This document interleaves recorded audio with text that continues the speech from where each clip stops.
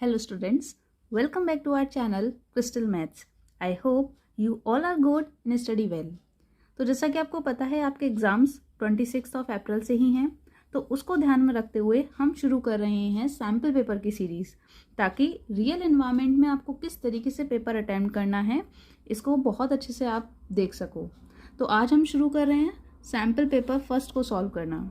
ठीक है, I hope आपको बहुत अच्छे से आइडिया मिल जाएगा कि किस तरीके से हमको एग्जाम्स में पेपर को सॉल्व करना है। So without wasting time let's get started. तो आपको पता है आपको ओवरऑल 2 आवर्स दिए जाएंगे और इसमें आपके पास 3 सेक्शंस होंगे, सेक्शन ए, बी एंड सी। ठीक है, सेक्शन ए में सबसे पहले अगर हम बात करें तो इसमें आपको 6 क्वेश्चंस देखने को मिलेंगे और हर एक क्वेश्चन 2 मार्क्स का होगा और इंटरनल चॉइस भी आपको किसी 2 क्वेश्चन में मिल जाएगी। तो चलो लेट्स स्टार्टेड। सबसे पहले अगर हम सेक्शन ए में देखें तो सबसे फर्स्ट क्वेश्चन को हम सॉल्व करेंगे। हम यहाँ पे जिस मेथड से सॉल्व करेंगे आंसर्स को सेम उसी तरीके से आपको एग्जाम्स में भी सॉल्व करना है। तो let's start. All the best तो बोलिए। चलो स्टार्ट करते हैं। सबसे क्वेश्चन नंबर फर्स्ट है, उसके लिए हम आंसर्स देखते हैं कि कैसे करेंगे। आपको सबसे फर्स्ट क्वेश्चन में आपको सॉल्व करनी है कि क्वाड्रेटिक इक्वेशन। तो सबसे पहले जो क्वाड्रेटिक इक्वेशन हमने लिख ली, यहाँ पे हम लिखते हैं we have 9x square minus 6b square X minus A square minus b4 equals to 0। आपको यहाँ पे x की वैल्यूज़ बतानी है। तो देखो आपके पास क्वाड्रेटिक इक्वेशन को सॉल्व करने के 3 मेथड्स थे, फैक्टर करके, ठीक है, या फिर आप उसमें क्वाड्रेटिक फॉर्मूला भी लगा सकते हो। क्वेश्चन में कुछ मेंशन ही नहीं है किस मेथड से करना है, तो ये आपके ऊपर है आप कौन सा मेथड अप्लाई कर रहे हो। तो यहाँ पे हम यूज़ कर रहे हैं बाय क्वाड्रेटिक फॉर्मूला। क्या होता है जल्दी से बताइए। तो ये हो जाता है x equals to minus of b plus minus under root B square minus 4ac upon 2a। तो अब हम देखते हैं यहाँ पे a b c हमारे पास क्या गिवन है, बस आपको वैल्यू सब्स्टिट्यूट कर देनी है। तो अगर हम इस इक्वेशन को ध्यान से देखें तो यहाँ पे हमारे पास a की वैल्यू क्या हो जाती है, कोफिशिएंट ऑफ एक्स स्क्वायर यानी 9। b की वैल्यू अगर हम देखेंगे तो ये हो जाएगा कोफिशिएंट ऑफ x यानी माइनस 6b स्क्वायर। और c की वैल्यू अगर देखें तो वो कांस्टेंट टर्म होता है और गिवन इक्वेशन में कांस्टेंट टर्म है हमारे पास ये 4 है, a की power 4 minus b to the power 4। बस अब आपको इनकी वैल्यू सब्स्टिट्यूट कर देनी है, आपके पास सॉल्व हो जाएगा। तो x is equals to minus of b की वैल्यू है minus 6b square plus minus under root of b square, यानी ये हो जाएगा माइनस 6b स्क्वायर का whole square minus 4 into a यानी 9 and into minus of a4 minus b4। हम minus को यहाँ कर देते हैं तो ये प्लस हो जाएगा, divided by twice of a यानी 9। तो अगर इसको हम सॉल्व करें फर्दर तो ये आपके पास कैसे आ जाएगा, ये हो जाएगा minus minus plus 6b square plus minus under root of 6b square का होल स्क्वायर आ जाएगा आपके पास 36b टू द पावर 4। जब आप इसे सॉल्व करोगे तो ये हो जाएगा 36a to the power 4 minus 36b to the power 4 and whole divided by 9 to 18। तो आप अच्छे से यहाँ पे देख पा रहे हो कि ये b स्क्वायर से ये वाला टर्म तो कैंसिल हो गया। क्या मिल गया आपको, सिर्फ 6b square plus minus under root 36a4 को आप लिख सकते हो 6a स्क्वायर, अंडर रूट से बाहर आ जाएगा 36a4 और नीचे है 18। अब आप यहाँ पे चाहो तो कॉमन ले लीजिए, कॉमन 6 आ जाएगा, आपके पास रिमेनिंग रह जाएगा b square plus minus a square divided by 18। 6 से आप 18 कैंसिल कर सकते हो 3 टाइम्स, तो this will B b square plus minus a square upon 3। तो आपके पास x की 2 वैल्यूज़ आ गई। फर्स्ट वैल्यू आपके पास हो जाएगी, एक बार आप प्लस साइन ले लीजिए, यानी आप कह सकते हो b square plus a square divided by 3। और सेकेंड वैल्यू आपके पास आ जाएगी एक बार नेगेटिव साइन के साथ, तो a square minus b square minus a square divided by 3। तो इस तरीके से आपने इस क्वेश्चन को बहुत ही ईजिली x के लिए सॉल्व कर लिया। ठीक है, तो आई होप आपको ये सॉल्यूशन समझ में आया होगा। So move on to the next question. Next question हम देखें तो नेक्स्ट क्वेश्चन क्या है आपके पास, what will be the 21st term of the AP whose first two terms are -3 and 4। तो जो भी आपको क्वेश्चंस में गिवन है उसको पहले एक बार लिख लेते हैं। This is answer number 2। Given क्या है आपके पास, फर्स्ट टू टर्म्स यानी A1 आपको गिवन है, A1 इज -3। सेकेंड टर्म क्या होगा, A2 हो जाएगा, ये आपके पास 4 गिवन है। ठीक है, तो आपको पता है अगर आपको 21st टर्म निकालना है तो 21st टर्म को आप कैसे लिखते हो, A21 आपको फाइंड करना है। जनरल टर्म की अगर हम बात करें, जनरल टर्म ऑफ AP आप जानते हो उसको हम डिनोट करते हैं AN equals to A plus N-1D। बस, तो सबसे पहले आपको A21 निकालने के लिए N की वैल्यू 21 रखनी पड़ेगी, यानी A प्लस 21 -1 कितना हो जाएगा, ये 20D। तो आप ये वैल्यू निकालने के लिए आपको सबसे पहले A और D पता होना चाहिए, उसके लिए हम इन दोनों की हेल्प लेंगे। देखो कैसे, A1 क्या है, फर्स्ट टर्म, तो फर्स्ट टर्म तो ये A ही हो जाएगा, और A2 क्या हो जाता है आपको पता है, A प्लस D। तो अगर A -3 है, A प्लस D 4 है, तो आप यहाँ से D की वैल्यू निकाल सकते हो। D कितना आ जाएगा, आप लिखते हो ना सीरीज़ -3, 4 एंड सो ऑन, इस तरीके से अगर सीरीज़ है तो इस टर्म में से आप इस वाले को माइनस कर देते हो, तो 4 minus of -3 this will be equals to 4 + 3, और आपको ये मिल जाएगा 7। तो आपके पास D7 आ गया, और A तो -3 था ही, ये आपके पास D है। बस अब क्या है, अब तो वैल्यू सब्स्टिट्यूट करनी है, तो ज़रा सब्स्टिट्यूट कर दीजिए यहाँ पे। तो A21 आपके पास आ जाएगा -3 + 20 × D यानी 7। तो this will be -3 + 140 which will be equals to 137। तो आप कह सकते हो कि A21 of the term is equals to 137। तो इस तरीके से आपने सेकंड क्वेश्चन भी बहुत ही इजीली सॉल्व कर लिया है। तो आई होप आपको ये क्वेश्चन समझ में आ रहे होंगे। So move on to the next question. अच्छा, नेक्स्ट क्वेश्चन अगर हम थर्ड वाली पे बात करें तो यहाँ पे देखो, सबसे पहले देखते हैं गिवन क्या क्या चीज़ें हैं। आपको फिगर गिवन है, ये रहा आपके पास फिगर। AOB यहाँ पे आपके पास डायमीटर है, this AOB is diameter, circle है, सेंटर O, AC टेंजेंट है। तो आपको पता है अगर AC टेंजेंट है हमारे पास तो हम इसको कैसे लिख सकते हैं। देखो यहाँ पे हम एक डायग्राम बना लेते हैं, यहाँ पे हम सॉल्व कर रहे हैं आंसर नंबर 3। ये रहा सर्कल, थैंक गॉड एकदम सर्कल बन गया ये तो। This is AOB। यहाँ से देखो एक टेंजेंट जा रही है, तो टेंजेंट तो डेफिनेटली एक पॉइंट पर टच करते हुए जाती है, ये पॉइंट C है। आपको ये एंगल गिवन है 130 डिग्री। तो देखो फर्स्ट प्रॉपर्टी अगर आप याद करो, फर्स्ट प्रॉपर्टी जैसे टेंजेंट की अगर हम बात करें तो टेंजेंट मेक्स 90 डिग्री या फिर परपेंडिकुलर होती है टू द रेडियस। अगर आपको ये पता है तो आप कह सकते हो कि ये एंगल कितना होगा, 90 डिग्री। तो यहाँ से आपने कह दिया कि angle OAC equals to 90 degree. अब आप सेकंड चीज़ यहाँ पे ये देखिए कि AOB क्या है, एक स्ट्रेट लाइन है। तो अगर स्ट्रेट लाइन है तो आपको पता है कि आप कह सकते हो कि angle AOC plus angle COB ये आपके पास हो जाएगा 180 डिग्री। अच्छा, एंगल COB आपके पास गिवन है, ये तो 130 डिग्री है। तो यहाँ से आप एंगल AOC निकाल सकते हो। एंगल AOC आपके पास आ जाएगा 180 - 130 degree, and this will be equals to 50 degree. तो यानी अब आपके पास ये वाला एंगल भी आ गया 50 डिग्री। अब आपको फाइंड कौन सा करना था, ACO यानी ये वाला एंगल। बस अब तो बहुत ईजी है।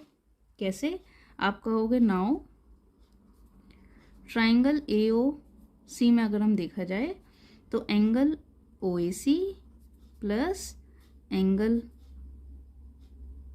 ओ C A plus angle C O A equals to 180 degree होता है।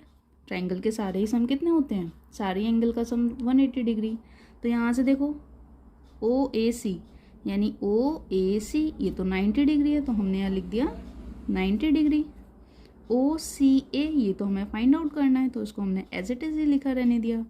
और सी ओ ए ये आपके पास 50 डिग्री आ गया इक्वल्स टू 180 डिग्री। तो अगर हम यहाँ से इसको थोड़ा सा सॉल्व करें तो ओ सी ए इक्वल्स टू कितना आ जाएगा, 180 minus 90 plus 50 which will be equals to 180 minus 140। Hence you will get कितना आ जाएगा ये 40 डिग्री। तो आपके पास ये वाला एंगल कितना आ गया 40 डिग्री। इस तरीके से आपने ये वाला क्वेश्चन भी बहुत ईजिली सॉल्व कर लिया है। आई होप आपको ये सारी ही चीज़ें समझ में आ रही होंगी। अगर कहीं भी आपको ये डाउट्स आ रहे हैं तो आप हमसे कमेंट बॉक्स में डिस्कस कर सकते हो। So move on to the next. अब देखो क्वेश्चन नंबर 3 में इंटरनल चॉइस आपको गिवन है, तो हम तो एक बार सारे ही क्वेश्चंस देखेंगे, ठीक है। तो चलो नेक्स्ट क्वेश्चन हम देखते हैं। इस तरीके से हम इसलिए कर रहे हैं क्योंकि आपको एग्जैक्टली एग्जाम वाला फील आ जाए कि कैसे आपको पेपर मिलता है, कैसे आप आंसर शीट में आंसर्स लिखते हो। तो चलो हम ये आंसर नंबर 3 का सेकंड पार्ट करते हैं, ठीक है।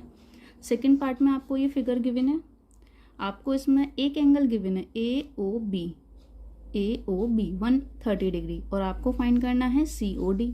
तो जल्दी से एक क्वाड्रिलेटरल हम भी ड्रॉ कर लेते हैं।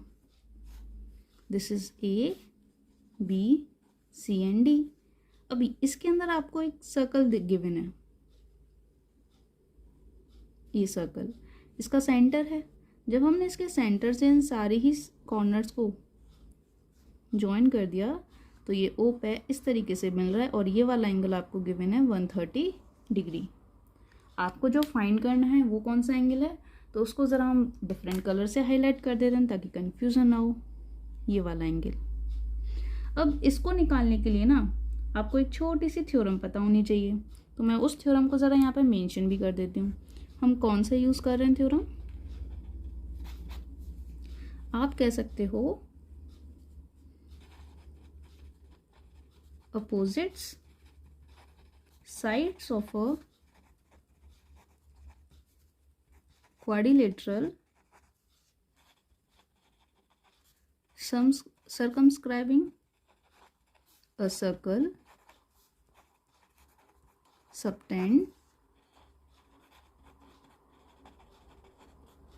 supplementary angles at the centre of circle. देखो आपको लिखना पड़ेगा ये, क्योंकि थोड़ा सा स्टेटमेंट तो आपको बताना पड़ेगा किस प्रॉपर्टी का यूज़ करके आपने क्वेश्चन को सॉल्व करा है। तो ये क्वेश्चन ये कहता है कि अपोजिट साइड्स, जैसे इस क्वाड्रिलेटरल में ए बी और सी डी अपोजिट साइड्स हैं, तो अपोजिट साइड से अगर हम एंगल सबटेंड करें सेंटर पर, तो इन दोनों का सम हमेशा सप्लीमेंट्री होता है।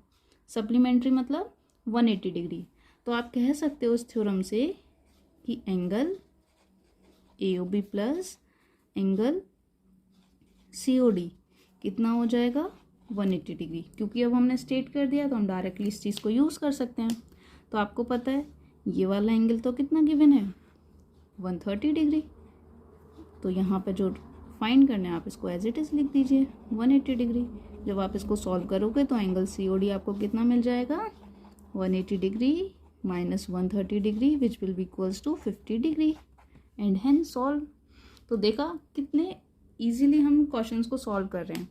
तो इसी तरीके से अगर आप प्रैक्टिस करोगे तो आई एम श्योर ये क्वेश्चंस आपको एग्जाम्स में बहुत हेल्पफुल रहने वाले हैं। So move on to the next question. अगर हम देखें तो क्वेश्चन नंबर 4। चलो क्वेश्चन नंबर 4 सॉल्व कर लेते हैं।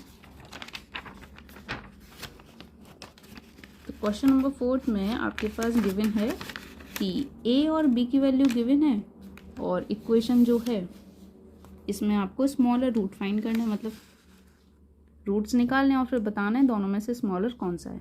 तो जो चीज़ गिवन है पहले उसको लिख लेते हैं। आंसर नंबर 4, गिवन क्या है आपके पास, a is equals to -7 and b equals to 12। Quadratic equation given है आपके पास x² plus ax plus b equals to 0। आपको x सॉल्व करो पहले, और जो भी x आएगा वो रूट्स होंगे, लेकिन आपको कौन सा रूट बताना है, स्मॉलर रूट। तो हम सॉल्व करते हैं, देखते हैं कौन सा स्मॉलर आता है। तो सॉल्व करने के लिए सबसे पहले आप वैल्यूज़ इनको सब्स्टिट्यूट कर दीजिए इस इक्वेशन में। तो आपके पास मिल जाएगा ये x² plus -7x plus b की वैल्यू है 12 इक्वल्स टू 0। तो this will be x² minus 7x plus 12 equals to 0।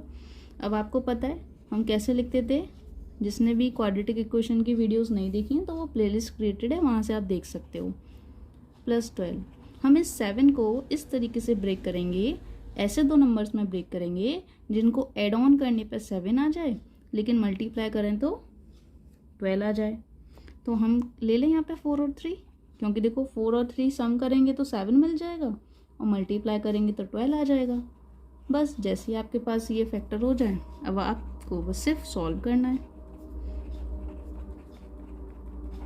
तो यहाँ से आप x कॉमन ले सकते हो, आपके पास हो जाएगा ये x-4 माइनस यहाँ से 3 कॉमन ले लीजिए, ये आपके पास हो जाएगा x-4। और आपको यहाँ पे हमने एक चीज़ और बताई थी जब हमने क्वाड्रेटिक इक्वेशन को सॉल्व करा था, वो ये कि ये वाले रूट्स आपके पास हमेशा सेम आएंगे, और अगर नहीं आ रहे हैं तो आप चेक करिए, कुछ ना कुछ यहाँ कैलकुलेशन में मिस्टेक हो सकती है। तो एक पॉइंट है जो आपको हमेशा याद रखना है कि ये दोनों ब्रैकेट हमेशा सेम आएंगे। यहाँ से अब आप इस x-4 को कॉमन ले सकते हो, आपके पास एक और ब्रैकेट मिल जाएगा x-3 which will be equals to 0। तो यहाँ से आप कह सकते हो कि आपके पास x की वैल्यू एक बार 4 आ जाएगी और एक बार x की वैल्यू 3। अब क्योंकि हमें स्मॉलर बताना था तो ऑब्वियस है 4 और 3 में से स्मॉलर कौन सा है, स्मॉलर 3 है। तो hence smaller root is x is equals to 3 and hence solve हो गया ये। तो देखा कितने इजी क्वेश्चन हैं इन सबको, बस आपको प्रैक्टिस होनी चाहिए। So move on to the next question number 5। Question number 5 वैसे तो देखा जाए सिंपल ही है, लेकिन बस उसको कॉम्प्लिकेटेड वे में आपको गिवन है, तो आपको डरना नहीं है। जो चीज़ें गिवन है बस आप उनको एक बार लिख लीजिए और फिर सॉल्व कर लीजिए। तो चलो देखते हैं क्वेश्चन में क्या गिवन है। हम यहाँ सॉल्व करेंगे question number 5। If the mean of ABC is m, mean क्या होता है आपको पता है? अगर हम मीन की बात करें तो मीन होता है sum of observations whole divided by number of observation. Mean का मतलब आप एवरेज भी कह सकते हो, ठीक है, इसका मतलब एवरेज भी होता है। तो अब यहाँ पे नंबर ऑफ ऑब्जर्वेशंस क्या है? नंबर ऑफ ऑब्जर्वेशन है ABC, तो हमारे पास A B अगर C है तो लेट अस सपोज कि हमने मीन m मान लिया, ठीक है। गिवन हमारे पास क्या है, जो क्वेश्चन में उसको एक बार लिख लेते हैं कि ABC का जो मीन है वो आपके पास गिवन है m। तो आप इसको फॉर्मूले में कैसे सब्स्टिट्यूट करोगे कि m is equals to sum of observation यानी a plus b plus c divided by number of observation. Number of observation आपके पास 3 है, तो यहाँ पे आप 3 लिख सकते हो। तो यहाँ से अगर आप सॉल्व करोगे तो a प्लस बी प्लस सी की वैल्यू कितनी आ जाएगी, इस 3 को क्रॉस मल्टीप्लाई कर दो तो ये आ जाएगा आपके पास 3m, और ये हो जाएगी हमारे लिए इक्वेशन नंबर 1। अब सेकंड अगर हम चीज़ देखें तो आपको एक चीज़ और गिवन है, वो ये कि AB plus BC plus CA equals to 0। और आपको फाइंड क्या करना है, आपको फाइंड करना है mean of A² B² and C²। Sorry, find नहीं करना, ये आपको गिवन है कि mean of A² B² C²। अगर ये KM² है तो आप फाइंड करिए कि K की वैल्यू क्या होगी, ठीक है। तो चलो देखो, आपको अगर ये चीज़ गिवन है तो यहाँ से एक इक्वेशन हम यहाँ से भी निकाल लेते हैं। तो मीन अगेन कैसे निकालते हो, सारे ही ऑब्जर्वेशन का सम divided by number of observation, यहाँ पर भी 3 है, और कितना गिवन है मीन इसका km²। तो ये हमारे पास हो जाएगी इक्वेशन नंबर 2। बस अब आप इन दोनों इक्वेशंस का यूज़ करके आपको फाइंड कर देना है के की वैल्यू। देखो हम कैसे सॉल्व करेंगे, ज़रा ध्यान से देखना, सिंपल है, बस आप देखिए। तो ये इक्वेशन फर्स्ट थी, आपको पता है ए बी सी का वैल्यू कितना है 3m, और यहाँ पे a² b² प्लस c² है। तो यहाँ पे हम एक आइडेंटिटी यूज़ करेंगे। वो आइडेंटिटी कौन सी होगी कि a plus B plus C का होल स्क्वायर किसके इक्वल्स टू हो जाता है, ये a² plus b² plus c² plus 2ab plus 2bc plus 2ca। और यहाँ से आप अगर 2 और कॉमन ले लो, a² plus b² plus c² plus 2 common ले लिया, तो आपके पास ये आ जाएगा ab plus bc plus ca। किसके इक्वल्स टू में चल रहा था, ये a plus b plus c का होल स्क्वायर। अच्छा, जैसे ही आपने कॉमन लिया, आई नो आपको एक चीज़ तो क्लिक कर रही होगी कि ये वैल्यू तो दिखी सी है। वो क्या, यहाँ देखो आपको ये वैल्यू तो गिवन है कि ये इक्वल्स टू 0 के है, तो बस इसी को आप यूज़ कर लीजिए। यहाँ पे अगर ये वैल्यू 0 है तो यहाँ से आपको क्या मिल जाएगा, यहाँ से मिल जाएगा a plus B plus C का होल स्क्वायर इक्वल्स टू, आप कह सकते हो a² plus b² plus c²। ठीक है, क्योंकि ये वाला टर्म तो 0 हो गया। अगर ये वाला टर्म 0 है तो यहाँ से देखो इसकी वैल्यू आप यहाँ रख दो, ये वैल्यू आप इधर सब्स्टिट्यूट कर दो। तो जब आप इधर सब्स्टिट्यूट करोगे तो ये हो जाएगा a plus B plus C का whole square divided by 3 equals to km²। अब थोड़ी स्पेस की प्रॉब्लम आ गई, तो चलो इसको नीचे ही सॉल्व कर लेते हैं। इसको हम नेम दे देते हैं इक्वेशन नंबर 3। तो यहाँ करते हैं, चलो जल्दी से, नाउ सॉल्विंग इक्वेशन नंबर 3। ज़रा यहाँ देखो a प्लस बी प्लस सी की वैल्यू तो 3m है, तो हम यहाँ सब्स्टिट्यूट कर सकते हैं 3m whole square divided by 3 equals to km²। ज़रा यहाँ से सॉल्व करो तो आपके पास मिल जाएगा 9m² divided by 3 is equals to km²। m² से m² कैंसिल, तो यहाँ से आप कह सकते हो k की वैल्यू देखो 3 से 9 भी कैंसिल हो जाएगा 3 टाइम्स, इसका मतलब k की वैल्यू आ गई आपके पास 3। तो आई नो आपको थोड़ा सा तो कॉम्प्लिकेट लगा होगा, बट इसमें कुछ इतना कॉम्प्लिकेशन था भी नहीं, बस जो चीज़ गिवन थी उसको हमने एक बार लिख लिया और सॉल्व करते गए। मैं एक बार फिर से बता देती हूँ, a plus B plus C का मीन आपको गिवन था, और a² b² c² का भी आपको मीन गिवन था। यहाँ से आपको k की वैल्यू फाइंड करनी थी। तो मीन का फॉर्मूला होता है sum of observation upon number of observation. हमने यहाँ पे वैल्यू सब्स्टिट्यूट कर दी कि a plus B plus C divided by 3 numbers हैं, तो यानी 3। यहाँ से एक इक्वेशन फॉर्म कर ली। In the same way another equation हमने यहाँ से फॉर्म कर ली। अब इसकी वैल्यू निकालने के लिए हमने इस आइडेंटिटी का यूज़ करा। यहाँ से आपको पता है जब आपने आइडेंटिटी का यूज़ करा था तो ये तो वैल्यू 0 ही हो गई थी। 0 होने की वजह से ये चीज़ इसके इक्वल आ गई, जो कि हमने इसको यहाँ लिख लिया। बस इसकी वैल्यू हमने यहाँ से ये वाली सब्स्टिट्यूट कर दी, और यहाँ पे a प्लस बी प्लस सी की वैल्यू हमें पता है 3m है, तो उसको हमने यहाँ रखा और इसको सॉल्व करके कैंसिल करके k की वैल्यू निकाल ली। तो आई होप आपको ये समझ में आया होगा, लेकिन फिर भी अगर कोई डाउट है तो आप कमेंट सेक्शन में पूछ लीजिए। ठीक है, तो अब इस सेक्शन में एक लास्ट क्वेश्चन रह गया है, क्वेश्चन नंबर 6, और फिर इस सेक्शन को हमने कंप्लीट कर लिया होगा। तो चलो जल्दी से ये भी कर लेते हैं। सेक्शन नंबर ए का लास्ट क्वेश्चन 6।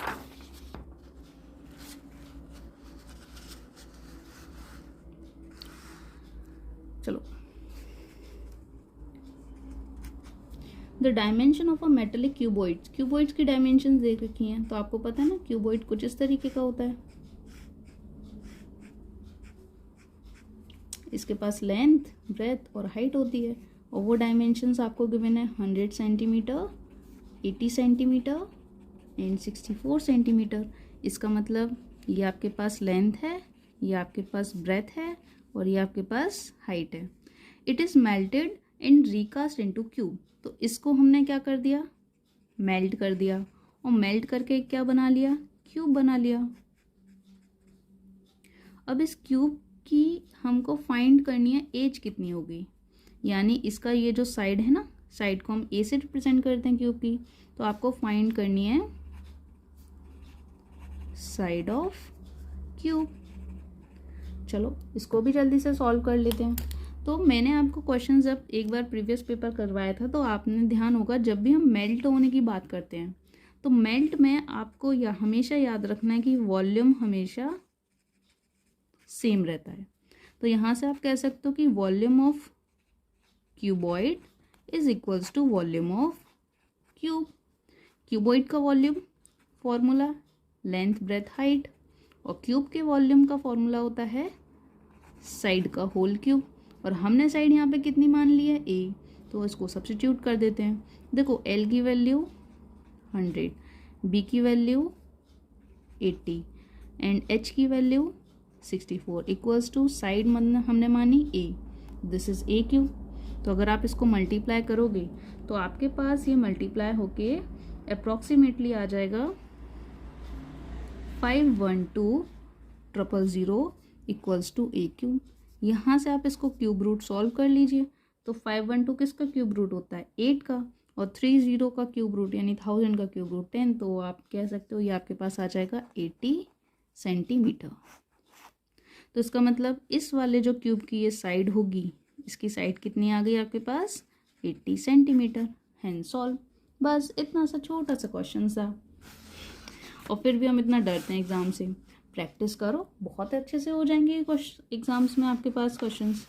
चलो नेक्स्ट करते हैं फिर हम। नेक्स्ट क्वेश्चन है अ cube of side 6 centimetre is cut into smaller cubes. तो एक बड़ा क्यूब है जिसको हमने स्मॉलर क्यूब्स में कट कर दिया है। तो इसका अगर हम डायग्राम देखें तो कुछ इस तरीके से बनेगा। चलो इसको यहाँ पे हम डायग्राम बना के देखते हैं।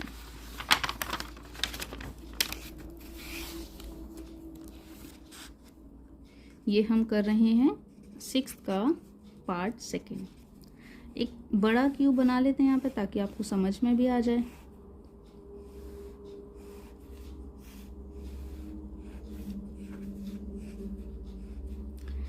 इस क्यूब की जो साइड है वो 6 है, यानी ये वाली साइड भी 6, इसकी ब्रेथ भी 6 और इसकी हाइट भी 6। अब आपने इसको छोटे छोटे क्यूब्स में बांट दिया, लेकिन उसका साइड कितना है, 2 सेंटीमीटर। यानी आप इसको कुछ इस तरीके से काट रहे हो। अगर 2 सेंटीमीटर है तो देखो यहाँ पर 3 क्यूब्स इस तरीके से आ सकते हैं, सेम वे यहाँ पर ऐसा हो जाएगा। तो इसका मतलब ये कुछ इस तरीके से सेक्शन बन रहा होगा।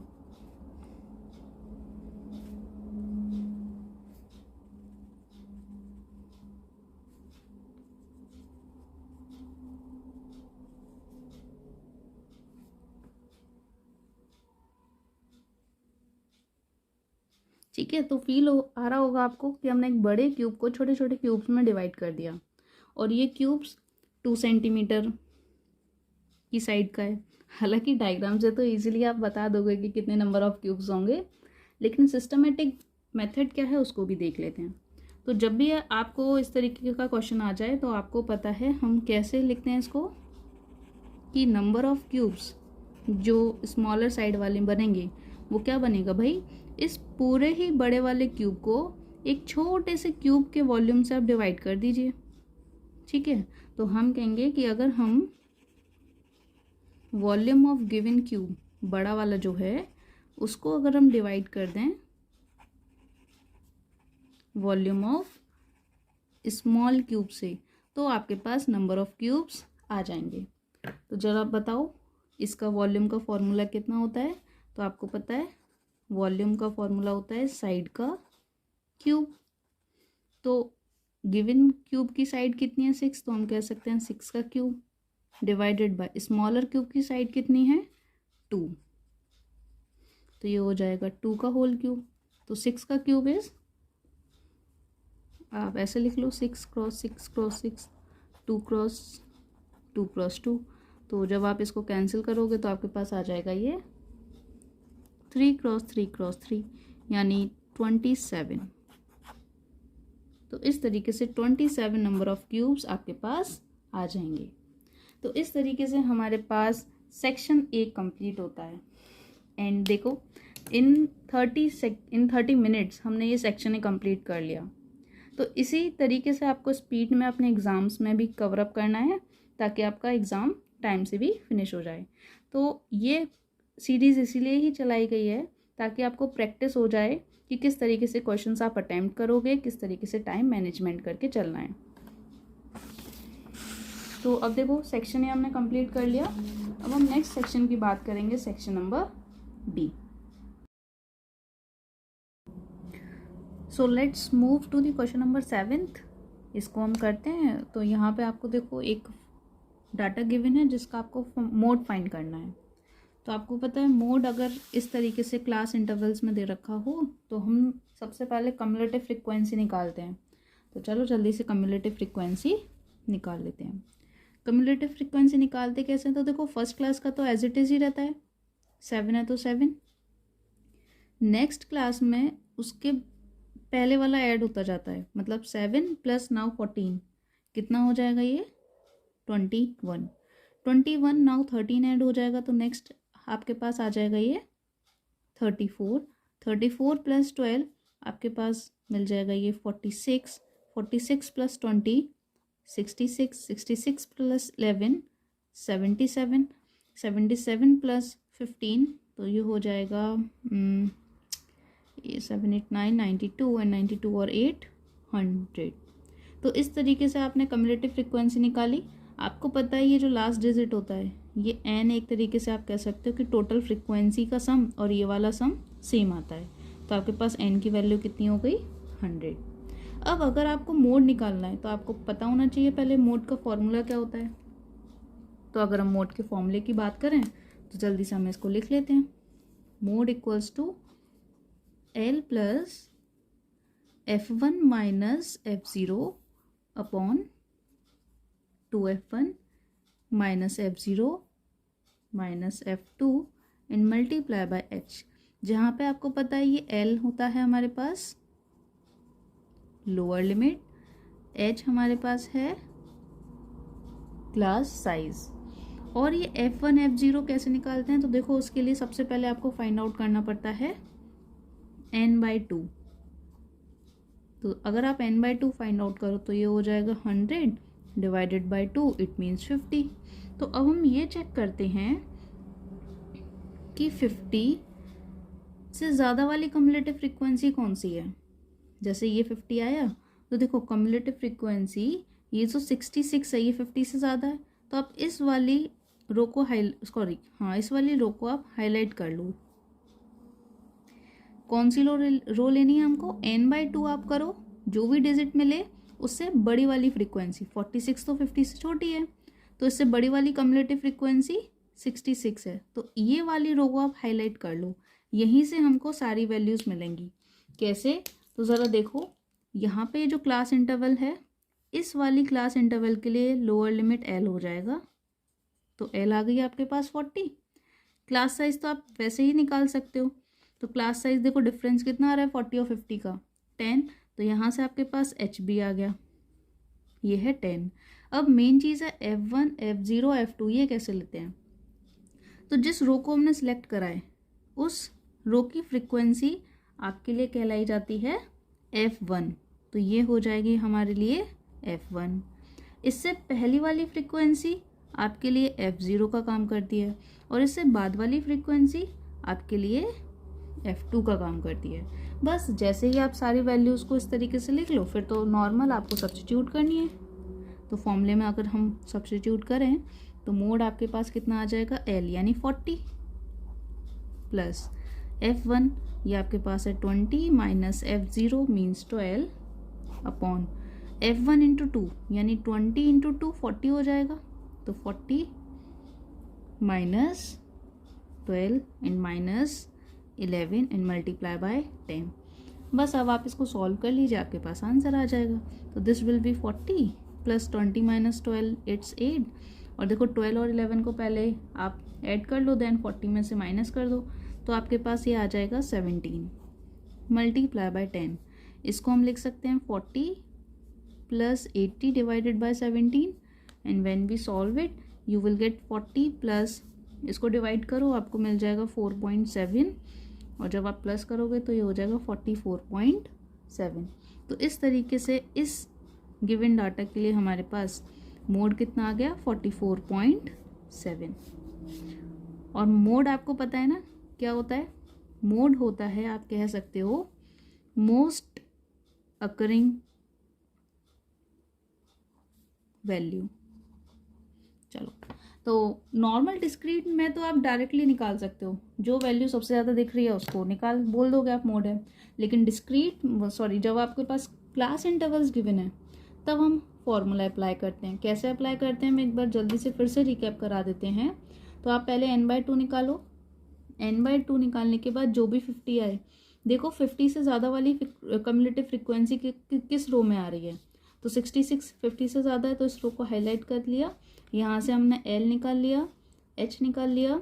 उस रो की जो फ्रिक्वेंसी होती है वो F1 का काम करती है, उससे पहली वाली F0, उससे बाद वाली F2। बस इन सारी वैल्यूज़ को जब आप यहाँ पे सब्स्टिट्यूट करोगे आपके पास आंसर आ जाएगा। तो इस तरीके से हम मोड को सॉल्व करते हैं। आई होप आपको ये समझ में अच्छे से आ गया होगा। So move on to the next question number 8। Question number 8 में आपके पास फिगर गिवन है। आपसे बोला गया है कि ए बी जो है वो कॉर्ड है, लार्ज सर्कल 2 कंसेंट्रिक सर्कल्स हैं और टच कर रही है स्मॉलर सर्कल को सी पर। प्रूव करना है ए सी इक्वल्स टू बी सी होगा। तो चलो देखते हैं अगर एग्जाम्स में हम इस क्वेश्चन को करेंगे तो सिस्टमेटिक वे में किस तरीके से हम इसको सॉल्व करेंगे और प्रेजेंट भी करेंगे। तो यहाँ पे हम सॉल्व कर रहे हैं आंसर नंबर 8। ठीक है, तो सबसे पहले देखो जो आपके पास गिवन है वो लिख लीजिए। गिवन क्या चीज़ है आपके पास, 2 कंसेंट्रिक सर्कल्स। तो हम इसको मान लेते हैं C1 एंड C2, लेकिन इनका दोनों का सेंटर तो सेम है। ऑब्वियस है, कॉन्सेंट्रिक है तो सेंटर सेम ही होगा। तो इनका सेंटर है O। और आपको ये भी गिवन है कि ए बी क्या एक कॉर्ड है जो अंदर वाले सर्कल, ठीक है, को टच कर रही है सी पॉइंट पे। तो हम मान लेते हैं कि ये जो सर्कल है कुछ इस तरीके से है, फर्स्ट सर्कल और ये सेकंड सर्कल जिसका सेंटर है ये। तो इसका सेंटर हम ओ से मान लेते हैं और हम कह सकते हैं कि यहाँ पर इस तरीके से कॉर्ड है। दिस इज ए बी, कहाँ टच कर रही है इस वाले को, सी पर। तो हमने जो C1 और C2 लिया है ना, तो C1 हमने लिया है ये बाहर वाला सर्कल और C2 हम ले रहे हैं ये सेकंड वाले सर्कल को। ठीक है, तो आप कह सकते हो कि ये जो ए बी कॉर्ड है, कॉर्ड ऑफ C1 जो टच कर रही है, टचिंग C2 एट C। तो इस तरीके से हमने सारी ही कंडीशंस लिख दी। अब उसके बाद आप देखो टू प्रूव, हमको प्रूव क्या करना है, हमें प्रूव करके दिखाना है AC इक्वल्स टू CB होगा। अब इसके लिए हम क्या करेंगे, एक छोटी सी कंस्ट्रक्शन यहाँ पे करेंगे। तो जो भी आप कंस्ट्रक्शन करोगे आपको उसे लिख के बताना भी पड़ेगा। तो हम यहाँ कर रहे हैं जॉइन OC। अगर आप OC को ज्वाइन करोगे तो ये कुछ इस तरीके से होगा। हमने ज्वाइन कर दिया OC। अब आप कह सकते हो, अब हम यहाँ पे मेन प्रूफ करने जा रहे हैं। तो आपको पता है वी नो डेट जब भी आप किसी सेंटर से रेडियस की तरह फॉल करते हो टेंजेंट के ऊपर, या फिर आप कह सकते हो सेंटर से आप टेंजेंट को मीट करते हो परपेंडिकुलरली, तो ये वाली जो रेडियस है इसको एग्जैक्टली 2 इक्वल पार्ट्स में डिवाइड कर देती है। तो इसी स्टेटमेंट को बस हम यहाँ पे लिख के थोड़ा बता देंगे कि we know that tangent at any point to the circle is perpendicular to the radius at the point of contact। तो आप कह सकते हो कि OC जो है वो परपेंडिकुलर है AB के, और अगर हम परपेंडिकुलर ड्रॉ करते हैं तो वो हमेशा उसको बाइसेक्ट करती है, तो हम कह सकते हैं नाउ सिंस परपेंडिकुलर, ये परपेंडिकुलर का साइन होता है, ठीक है, since perpendicular drawn from the centre to the chord bisects the chord, hence we can say AC is equals to CB। देखो ये नॉर्मल डायरेक्ट प्रॉपर्टी है कि अगर आप सेंटर से फॉल करते हो टेंजेंट पे तो वो इक्वल पार्ट्स में डिवाइड कर देती है। बस इसी चीज़ को आपको यहाँ पे लिख के बता देना है। अगर आप और भी चाहो कि प्रूव करना है तो आप उसके लिए चाहो तो इसको ज्वाइन कर दो, ए को और ए बी को, और आप चाहो तो इसमें कॉन्ग्रुएंसी भी लगा सकते हो in triangle AOC and triangle COB। कौन से किस तरीके से हम देखो प्रूव कर सकते हैं, तो आप पहले तो कह सकते हो कि OC is equals to OC, क्योंकि ये दोनों में कॉमन है। नेक्स्ट आप कह सकते हो कि एंगल ACO इक्वल्स टू होगा एंगल OCB के, क्योंकि ये दोनों ही 90 डिग्री के हैं, इक्वल टू 90 डिग्री। और थर्ड प्रॉपर्टी आप कह सकते हो कि O इक्वल्स टू OB होगा, क्योंकि दोनों ही क्या हैं, रेडियस हैं। तो एक तरीके से कौन सा वाला क्राइटेरिया हो गया, राइट एंगल, ये हाइपोटेनियस है और ये एक साइड है, तो हम कह सकते हैं कि by right angle hypotenuse side वाली थ्योरम से, कॉन्ग्रुएंसी से, तो by RHS criteria triangle AOC is congruent to triangle COB, hence AC is equals to CB by CP CT। तो इस तरीके से हम इस क्वेश्चन को सॉल्व कर सकते हैं। तो पहले हमने देखा कि किस तरीके से इसकी थ्योरी लिखेंगे हम यहाँ पे, और थ्योरी के बाद इसको कैसे कॉन्ग्रुएंसी की हेल्प से इसको सॉल्व कर लेंगे। सो आई होप आपको ये समझ में आया होगा, लेकिन फिर भी इस क्वेश्चन में कोई डाउट है तो आप कमेंट करके पूछ सकते हो, ठीक है। अच्छा, जिसको भी इस क्वेश्चन पेपर की PDF चाहिए तो डिस्क्रिप्शन में टेलीग्राम चैनल है, आप उसको ज्वाइन करके वहाँ से आप इस क्वेश्चन पेपर की PDF ले सकते हो। So let's see next question हमारे पास क्या गिवन है। तो नेक्स्ट क्वेश्चन भी इंटरनल चॉइस है और इसमें आपको फिगर गिवन है, आपको पैरामीटर निकालना है ट्राइंगल ABC का। तो लेट्स सी, हम देखते हैं ये कैसे सॉल्व होगा। ये हम कर रहे हैं आंसर नंबर 8 का पार्ट सेकंड। तो जो भी फिगर है चलो एक बार यहाँ पे हम बना लेते हैं।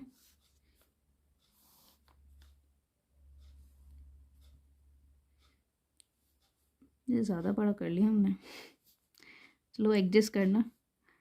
ड्राइंग से जो भी डायग्राम है थोड़ा सा मिसमैच होगा, लेकिन कोई नहीं, हम एग्जैक्टली तो थोड़ा बहुत समझ ही लेंगे कि कैसे। देखो ये टच कर रहा है, ठीक है, यहाँ पे तो ये तो A है, दिस इज B, P, ये है D, ये है C और दिस इज Q। तो इस तरीके से हमने एक सेम फिगर यहाँ पे बना लिया है।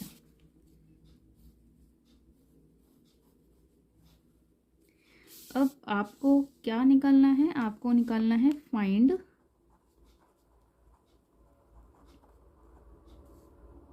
Perimeter of triangle ABC। आपको एक चीज़ गिवन है आपके पास AB is equals to 12 centimetre.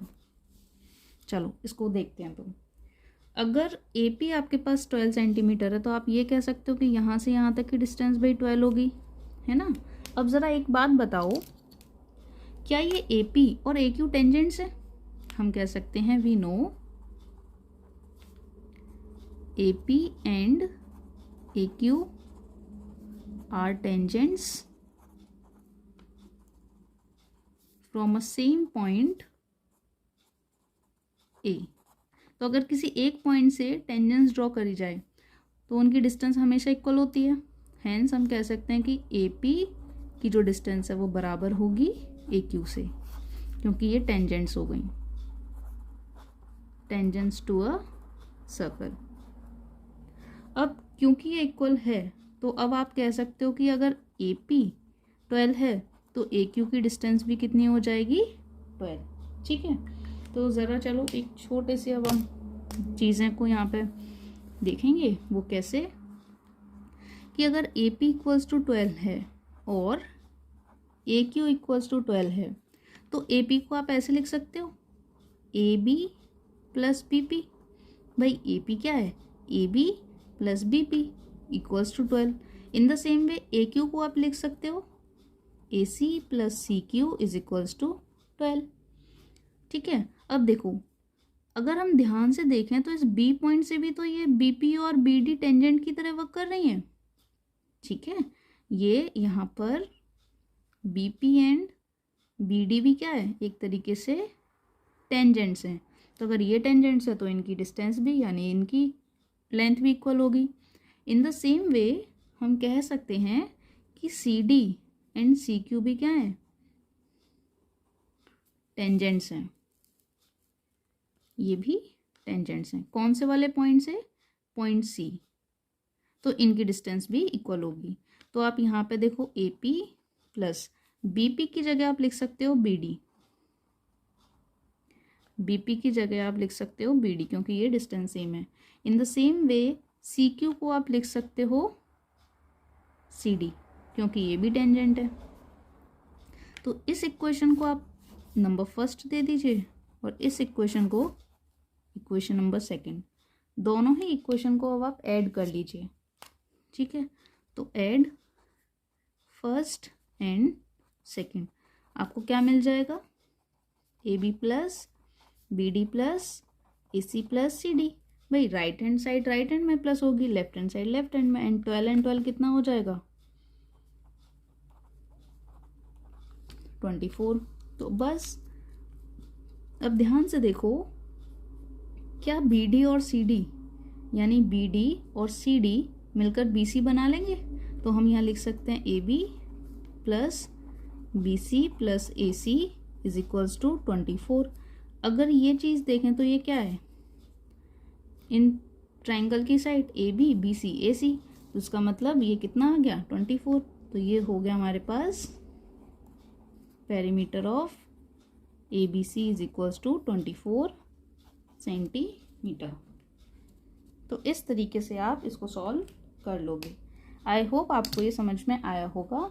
जो चीज़ें गिवन थी बस उसी का यूज़ करके हमने यहाँ पे कैलकुलेशन थोड़ी बहुत करी है और बहुत ईजिली हमने इसको प्रूव करके यानी फाइंड आउट करके निकाल लिया है। So let's move on to the next question, question number 9। Question number 9 में आपको मीन फाइंड करना है और डायरेक्ट मेथड से करना है। तो चलो उसको करते हैं। सो हमने यहाँ पे टेबल बना लिया, जो भी टेबल आपको गिवन थी। अब चलो करते हैं। आपको मीन निकालना है तो आपको सबसे पहले फॉर्मूला पता होना चाहिए। तो मीन का फॉर्मूला होता है summation F I x I upon summation F I. तो एफ आई एक्स आई के लिए आपको सबसे पहले तो देखो एफ आई फ्रिक्वेंसीज तो गिवन है, एक्स आई गिवन नहीं है। तो हम यहाँ पे सबसे पहले हम एक्स आई कैलकुलेट करेंगे। एक्स आई कैसे निकालते हैं, क्लास इंटरवल की मिड वैल्यू। ठीक है, तो मिड वैल्यू कैसे आएगा, lower limit plus upper limit divided by 2, यानी 0 प्लस 10 10 और डिवाइडेड बाय 2 कर दो तो 5 आ जाएगा आपके पास। In the same way 11 plus 20 ये हो जाएगा 31, और 31 को जब आप 2 से डिवाइड करोगे आपको मिल जाएगा ये 15.5। इस तरीके से आप एक्स आई कैलकुलेट कर सकते हो। तो यहाँ पर देखो 21 और 30 के बीच वाली डिजिट क्या आ जाएगी 25.5, यहाँ पे मिल जाएगा 35.5 और ये मिल जाएगा आपको 45.5। अब आपको क्या चाहिए, एफ आई एक्स आई। तो इस वाले कॉलम में हम एफ आई एक्स आई कर लेते हैं। कैसे करेंगे, एफ आई यानी फ्रिक्वेंसी इसका मल्टीप्लाई एक्स आई से। तो 5 3 जा 15, 15.5 इंटू 4 आप करोगे तो आपको मिल जाएगा 62, ये हो जाएगा 51, this is 177.5 and this is 273। Now फॉर्मूले में आपको समेशन चाहिए, यानी इन सब का सम, सेम फ्रीक्वेंसी का समेशन, यानी यहाँ पर भी आपको समेशन ऑफ एफ आई चाहिए, यहाँ पे आपको एफ आई एक्स आई का समेशन निकालना है। तो ये निकाल लेते हैं। तो ज़रा इन सबको जल्दी से सम करके बताओ कितना आ रहा है, क्विक क्विक जल्दी से। 6 4 10 और ये 15 और ये हो जाएगा 20। इस तरीके से अगर हम इसको सम करें तो ये आपके पास आ जाएगा 578.5। बस जैसे ही आप इसको निकालो आप यहाँ पे वैल्यू सब्स्टिट्यूट कर दीजिए, यानी 578.5 डिवाइडेड बाय 20, ये आपको मिल जाएगा 28.925। इस तरीके से हम इसको मीन को फाइंड आउट कर लेंगे। So move on to the next question number 10। देखो 10 प्लस सेक्शन बी भी कंप्लीट हो जाएगा। तो आई नो बहुत स्पीड से हम इसको सॉल्व कर रहे हैं, लेकिन जब आप इसी स्पीड से प्रैक्टिस करोगे ना, आपका एग्ज़ाम बहुत जल्दी फिनिश भी हो जाएगा और आपके पास टाइम भी बचेगा कि आप क्रॉस चेक भी कर लो अपने सॉल्यूशंस को। तो आप बस प्रैक्टिस करते जाइए, एग्ज़ाम तो बहुत ईजिली हो जाएंगे, उनकी टेंशन नहीं लेने का। तो क्वेश्चन नंबर 10 अगर हम देखें, क्वेश्चन नंबर 10 को देखो क्या कह रहा है। अ लेडर, यानी लेडर मीन्स सिड्डी, है ना, सिड्डी देखिए ना आपने, लकड़ियों की सिड्डी होती है। तो ladder of length 6 metre makes an angle of 45 degree with the floor while leaning against one wall of a room. तो एक वॉल है रूम की, सपोज करो ये वॉल है आपके पास, ठीक है, दिस इज़ वॉल।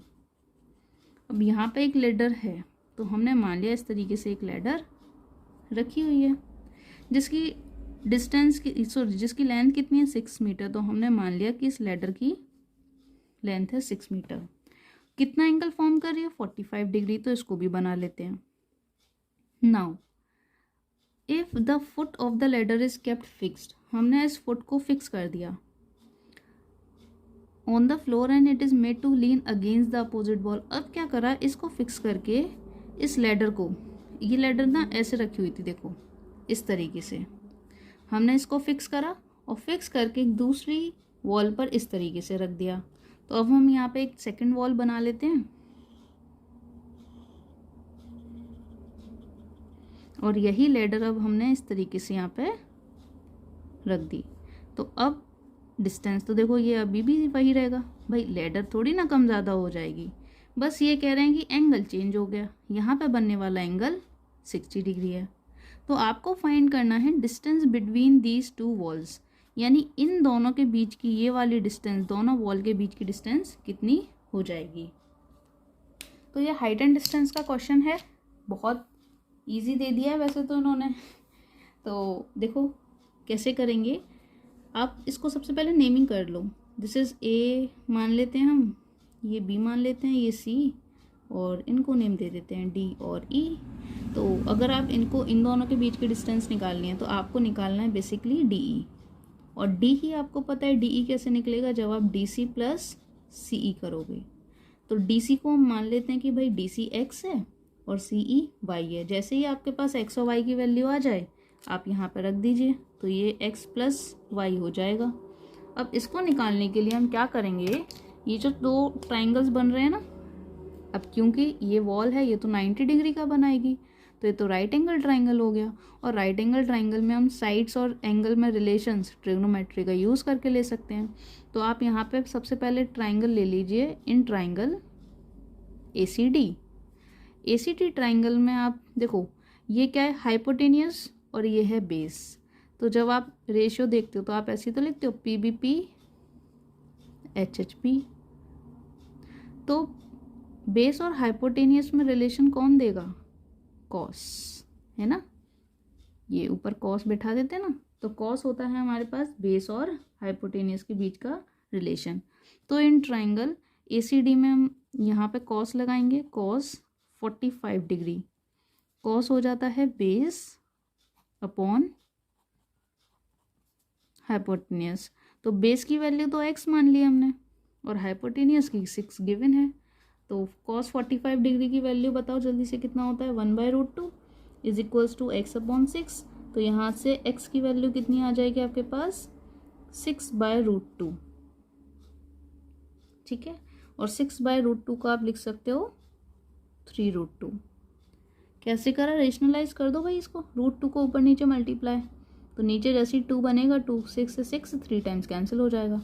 तो आपके पास x तो आ गई, बस अब आपके पास y आ जाए कैसे भी करके, तो आपके पास तो काम इजी हो जाएगा। तो आप दूसरा ट्राइंगल ले लो, इन ट्राइंगल CBE। यहाँ पर भी देखो हाइपोटेनियस और बेस में रिलेशन चाहिए, तो अगेन कॉस हम यूज़ करेंगे, तो यहाँ पे हम कॉस 60 डिग्री यूज़ करेंगे क्योंकि एंगल 60 डिग्री का फॉर्म हो रहा है। तो यहाँ पे बेस कितना है 5 और हाइपोटेनियस तो अभी भी 6 है। तो यहाँ से ज़रा y की वैल्यू निकालो, ये हो जाएगा 6 इंटू कॉस 60 और कॉस 60 की वैल्यू होती है 1/2 मीन्स ये आ जाएगा आपके पास ओनली 3। तो अब आपको क्योंकि ये डिस्टेंस निकालनी थी तो वैल्यू सब्स्टिट्यूट कर दीजिए। x की वैल्यू आपके पास आ गई 3√2, y की वैल्यू आपके पास आ गई 3। तो आप यहाँ से क्या ले सकते हो, कॉमन ले सकते हो 3 को और ये हो जाएगा √2 + 1। अब चाहो तो आप इसको सॉल्व कर दो, अदरवाइज यहाँ पर भी वैल्यूज आप छोड़ सकते हो। तो √2 की वैल्यू होती है 1.414 + 1, तो ये आपके पास आ जाएगा 3 इंटू 2.414 और अब आप इसको मल्टीप्लाई करके रख दो। तो मल्टीप्लाई अगर आप करोगे तो ये अप्रॉक्सीमेटली कितना हो जाएगा, कर लेते हैं इधर 12 4 12 7, यानी आपके पास हाइट कितनी, सॉरी हाइट नहीं, डिस्टेंस बिटवीन द वॉल कितना हो गया, ये 7.242 मीटर। इस तरीके से आप इस क्वेश्चन को सॉल्व कर सकते हो। ठीक है, आई होप आपको ये समझ में आया होगा। कोई भी डाउट है तो please feel free to ask us. ठीक है, तो बिना टेंशन के नॉर्मली पूछ लो आप। इस तरीके से हमने सेक्शन बी भी कंप्लीट कर लिया है। अब लास्ट सेक्शन रह जाएगा सेक्शन सी। तो अब हम सेक्शन सी को स्टार्ट करते हैं। क्वेश्चन नंबर 11 देखिए, Ramkali required 2,500 rupees after 12 weeks to send her daughter to school. मतलब रामकली को अपनी बेटी को स्कूल भेजने के लिए उसको इतने अमाउंट चाहिए 12 वीक्स बाद। She saved 100 rupees in the first week and increased by 20 rupees every week. इसका मतलब जो रामकली है वो फर्स्ट वीक में कितनी सेविंग कर रही है, फर्स्ट वीक की सेविंग जो है रामकली की वो है 100 रुपीज़ और सेकेंड वीक कितना करेगी, क्योंकि वो कितने से इंक्रीज कर रही है 20 रुपीज़ पर वीक। तो आप कह सकते हो सेकेंड वीक में सेविंग कितनी हो जाएगी 100 रुपीज़, लेकिन इसमें कितना अमाउंट इंक्रीज कर रही है हर बार रामकली 20 रुपीज़ हर बार इंक्रीज, तो हम कह सकते हैं +20 रुपीज़। तो इस तरीके से ओवरऑल अमाउंट कितना हो जाएगा 120 रुपीज़। इसी तरीके से अगर हम थर्ड वीक की निकालें तो थर्ड वीक में कितना सेविंग, देखो 120 तो वो करेगी रामकली, लेकिन उसमें ऐड अगेन कितना कर देगी 20 रुपीज़। तो नाउ फाइनल जो सेविंग हो जाएगी थर्ड वीक की कितनी हो जाएगी 140 रुपीज़। इस तरीके से ये सीक्वेंस चलती रहेगी। तो आप इसको AP की तरह लिख सकते हो, ये हो जाएगा 100 120 140 and so on.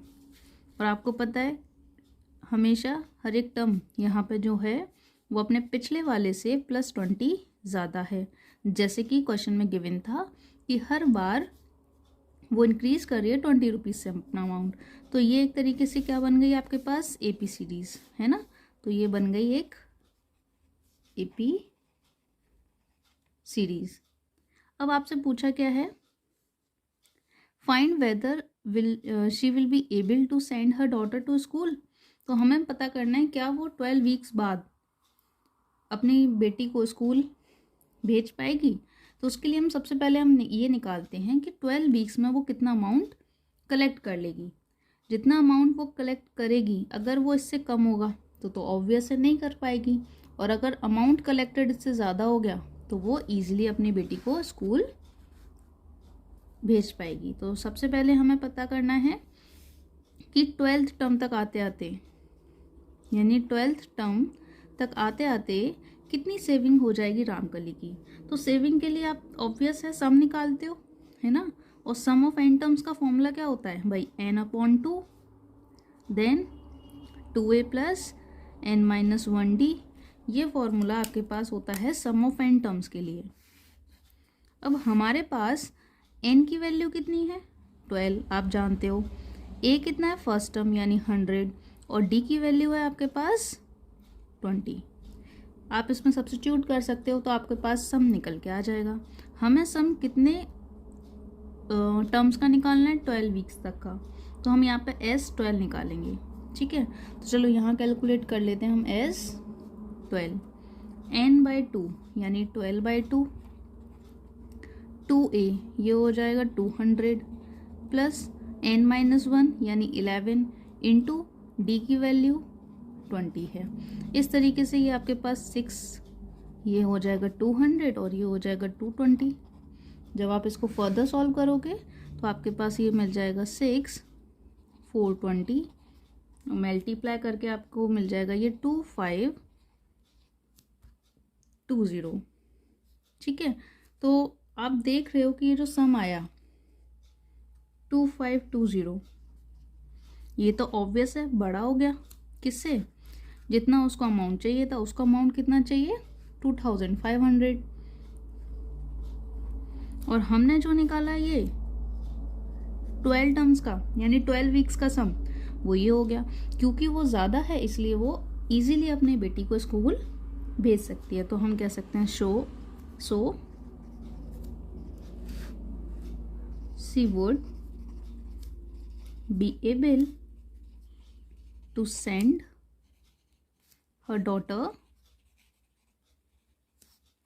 to school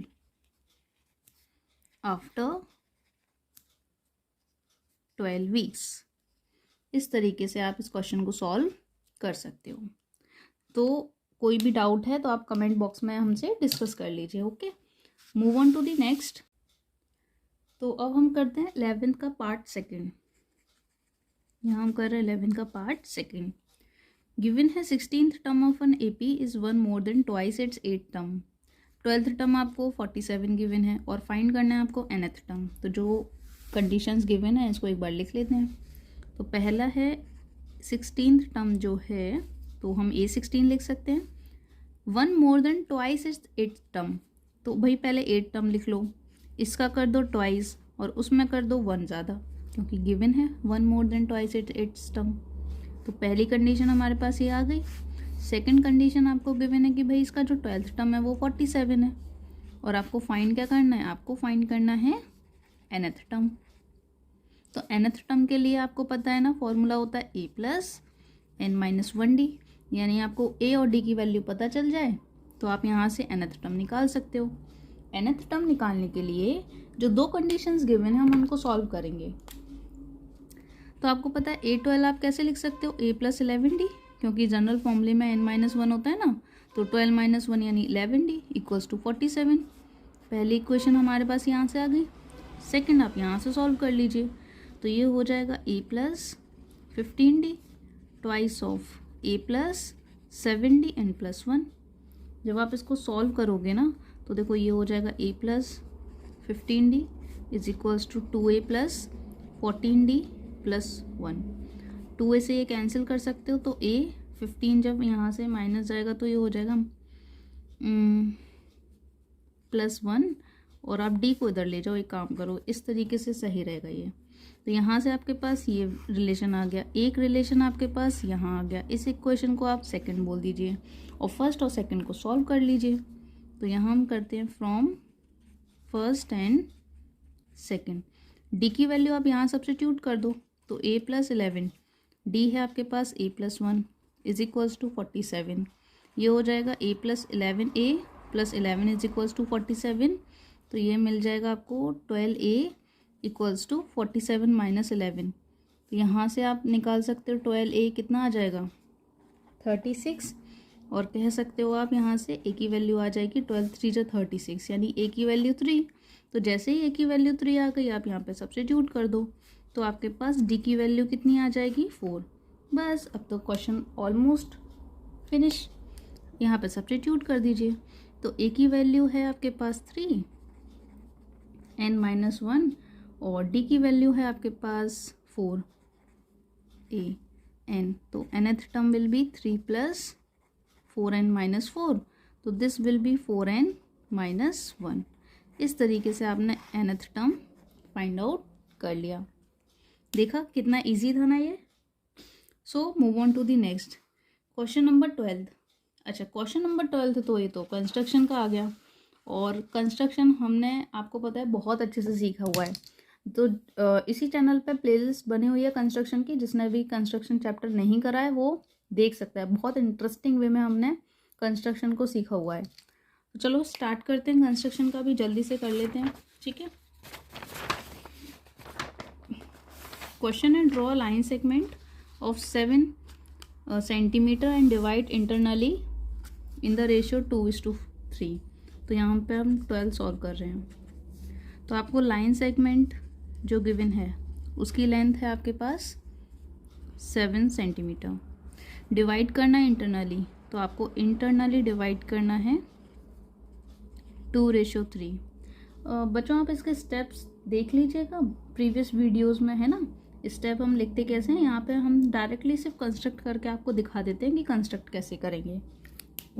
तो चलो कंस्ट्रक्शन कर लेते हैं यहाँ पे। तो सबसे पहले आप लाइन ड्रॉ कर लीजिए 7 सेंटीमीटर की। तो हमने यहाँ पे एक लाइन इस तरीके से 7 सेंटीमीटर का ड्रॉ कर लेते हैं। इस लाइन को नेम दे दीजिए आप ए और बी। इसके बाद पता है आपको क्या करते हो, कोई भी एक एक्यूट एंगल फॉर्म कर लेते हो, ठीक है। एक्यूट एंगल, तो हमने यहाँ पे एक एक्यूट एंगल इस तरीके से बना लिया। इस रे को हमने नेम दे दिया एक्स। अब आप कोई भी एक आर्क ले सकते हो अपने कंपास में, और जो इसका टोटल होता है ना रेशियो का, जैसे 2:3, तो यहाँ पे 3 + 2 कितना आ जाएगा, ये 5।